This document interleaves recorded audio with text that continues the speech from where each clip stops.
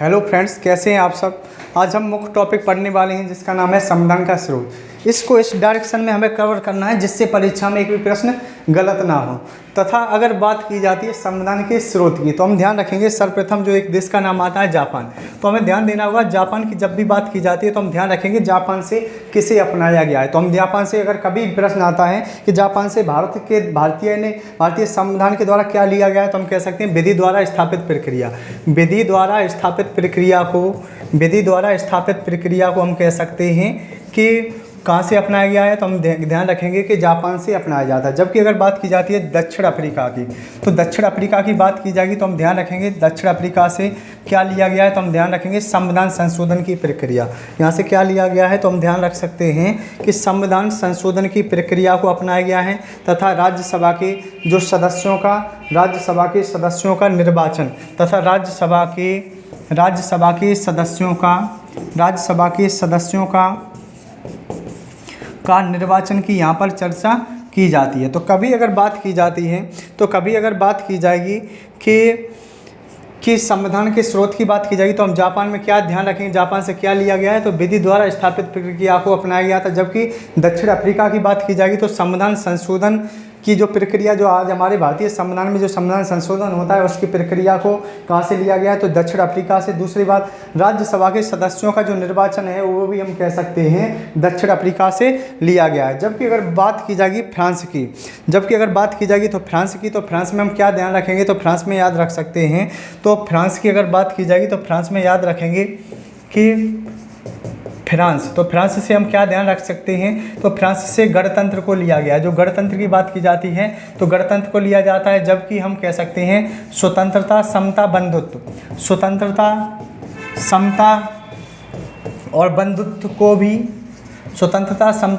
को भी हम कह सकते हैं फ्रांस से लिया गया है। तो अगर कभी बात की जाती है स्वतंत्रता, समता, बंधुत्व और गणतंत्र को कहाँ से लिया गया है तो फ्रांस से लिया गया है। जबकि अगर बात की जाती है रूस की यानी कि सोवियत संघ, अगर बात की जाती है सोवियत संघ या रूस की बात की जाती है तो हम क्या ध्यान रखेंगे सोवियत संघ रूस से तो हम कह सकते हैं यहाँ से मूल कर्तव्य लिए गए हैं। यहाँ से क्या लिए गए हैं तो हम कह सकते हैं मूल कर्तव्य लिए गए हैं। दूसरी बात हम कह सकते हैं न्याय को भी हम कह सकते हैं, जो प्रस्तावना में जो न्याय है वो भी हम कह सकते हैं सोवियत संघ अथवा रूस से लिया गया है। जबकि अगर बात की जाती है ऑस्ट्रेलिया की तो ऑस्ट्रेलिया से कैसे अपनाया गया है तो ऑस्ट्रेलिया से हम ध्यान रखेंगे ऑस्ट्रेलिया से क्या लिया है भारत ने तो ऑस्ट्रेलिया से हम कह सकते हैं समवर्ती सूची।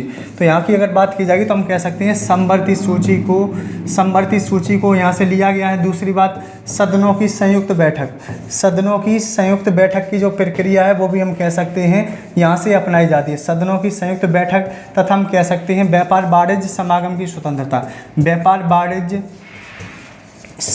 स्वतंत्रता की बात की जाती है, समागम की स्वतंत्रता, तो वो भी हम कह सकते हैं कहाँ से लिया गया है तो हम ध्यान रखेंगे ऑस्ट्रेलिया से इसे अपनाया जाता है। जबकि अगर बात की जाती है आयरलैंड की तो आयरलैंड से हम क्या ध्यान रख सकते हैं तो आयरलैंड से क्या लिया गया है तो आयरलैंड से हम ध्यान रखेंगे आयरलैंड से यानी कि राज्य के नीति निदेशक तत्व। आयरलैंड से क्या लिए गए हैं तो राज्य के नीति निदेशक तत्वों को हम कह सकते हैं अपनाया गया है। दूसरी बात हम कह सकते हैं और क्या लिया गया है तो राष्ट्रपति का निर्वाचन की जो प्रक्रिया है, राष्ट्रपति का निर्वाचन की प्रक्रिया भी हम कह सकते हैं यहाँ से लिया गया। जब और आयरलैंड से क्या लिया गया तो राज्यसभा के सदस्यों का नामांकन, राज्यसभा के सदस्यों का नामांकन भी हम कह सकते हैं, राज्यसभा के सदस्यों का नामांकन की प्रक्रिया भी हम कह सकते हैं अपनाई जाती है। तो आयरलैंड की जब भी बात की जाती है तो हम क्या ध्यान रख सकते हैं आयरलैंड से तो हम ध्यान रखेंगे आयरलैंड से क्या लिया गया तो राज्य के नीति निदेशक तत्व को अपनाया गया है। दूसरी बात हम कह सकते हैं राष्ट्रपति का निर्वाचन को लिया गया है। दूसरी बात, राज्यसभा के सदस्यों का नामांकन की प्रक्रिया की बात यहाँ से की जाती है। जबकि ऑस्ट्रेलिया की बात की जाएगी तो ऑस्ट्रेलिया से समवर्ती सूची की बात की जाएगी, सदनों की संयुक्त बैठक की बात की जाएगी और व्यापार वाणिज्य समागम की स्वतंत्रता। तो इस प्रकार हम इन्हें याद कर सकते हैं। जबकि इसके बाद अगर बात की जाती है अमेरिका की तो अमेरिका से हम देख सकते हैं कि अमेरिका से कैसे लिया गया है। तो अमेरिका से हम देखेंगे, बात की जाएगी अमेरिका की तो हम ध्यान रखेंगे अमेरिका से क्या लिया गया है तो हम कह सकते हैं अमेरिका से मूल अधिकार लिए गए हैं, तथा हम कह सकते हैं प्रस्तावना को अपनाया जाता है अमेरिका से, प्रस्तावना को अमेरिका से अपनाया जाता है। दूसरी बात हम कह सकते हैं उपराष्ट्रपति का पद, उपराष्ट्रपति का जो पद है वो भी अमेरिका से लिया गया है। तथा जो महाभियोग की प्रक्रिया है उसको भी हम कह सकते हैं इस यहाँ से अपनाया जाता है। तथा हम कह सकते हैं न्यायिक पुनर्विलोकन का सिद्धांत की अगर बात की जाती है तो वो भी हम कह सकते हैं यहाँ से लिया जाता है। दूसरी बात न्यायपालिका की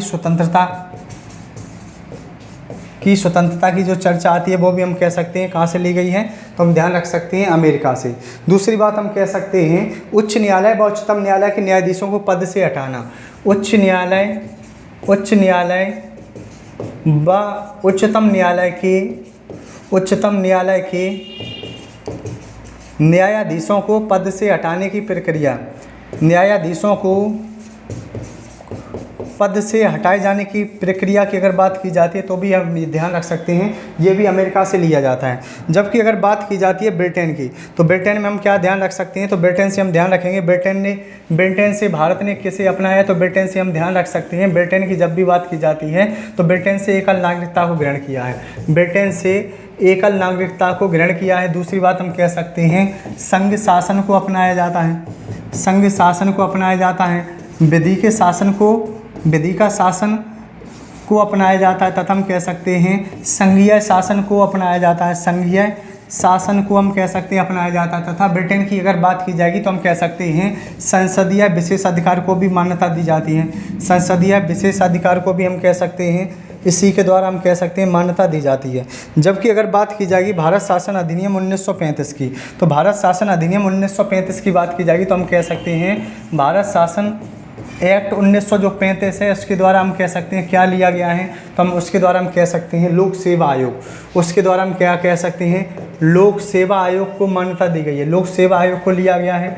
दूसरी बात इसके द्वारा ही रिजर्व बैंक ऑफ इंडिया की स्थापना होती है। तथा 1937 में संघीय न्यायालय की स्थापना भी इसके द्वारा ही होती है, संघीय न्यायालय भी हम कह सकते हैं इसके द्वारा होती है। तो इस प्रकार अगर बात की जाती है भारत शासन अधिनियम 1935 की, तो हम ध्यान रखेंगे कि यहाँ से क्या लिया गया है, तो हम कह सकते हैं लोक सेवा आयोग, RBI, reserve bank of India, संघीय न्यायालय तथा राज्यपाल का जो कार्यालय है वो भी हम कह सकते हैं भारत शासन अधिनियम 1935 से लिया गया है। तथा संघीय तंत्र की बात की जाती है वो भी भारत शासन अधिनियम 1935 से लिया गया। तथा प्रशासनिक विवरण की बात की जाती है वह उसे भी हम कह सकते हैं भारत शासन अधिनियम 1935 में लिया गया है। तो इस प्रकार हमने देखा संविधान के स्रोत को देखा कि क्या हमारे भारतीय संविधान ने किस प्रकार अन्य देशों से उपबंधों को अपनाया है। अगर वीडियो पसंद आता है तो चैनल को लाइक, सब्सक्राइब एंड शेयर करें। वीडियो देखने के लिए धन्यवाद।